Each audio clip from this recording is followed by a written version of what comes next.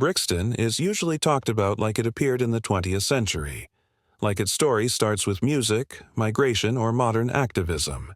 But Brixton's real story begins much earlier, and it's darker, deeper, and far more surprising than most people realize.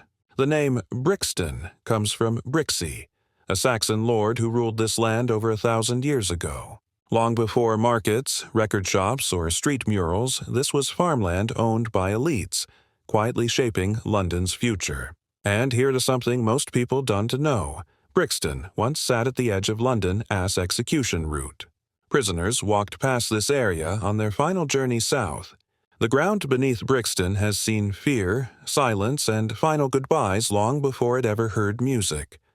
In the 1800s, everything changed. Brixton became one of London's first commuter suburbs, but not for ordinary people. This was a carefully engineered space for the wealthy, with wide roads, grand villas, and strict rules about who belonged. Some streets even banned pubs to keep out the wrong crowd. Brixton wasn't born rebellious. It was designed to be controlled.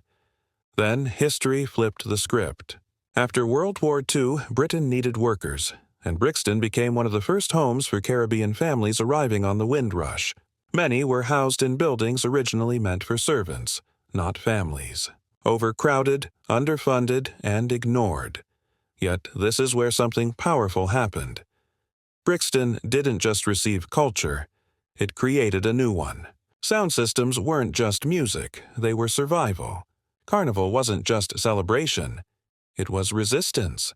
And the streets weren't just streets. They became a voice when institutions refused to listen. Here's a detail rarely mentioned. Brixton was one of the first places in Britain where black-owned businesses clustered together, not by design, but by necessity. These shops became banks, job centers, community hubs, a parallel society built because the official one shut its doors. And when tension exploded in 1981, the riots weren't random chaos. They were the result of decades of aggressive policing, housing discrimination, and unheard warnings. The Scarman report that followed didn't just analyze Brixton. It changed policing across the entire UK. Brixton quietly rewrote national policy. Today, Brixton is celebrated and contested. Its culture is admired, even monetized.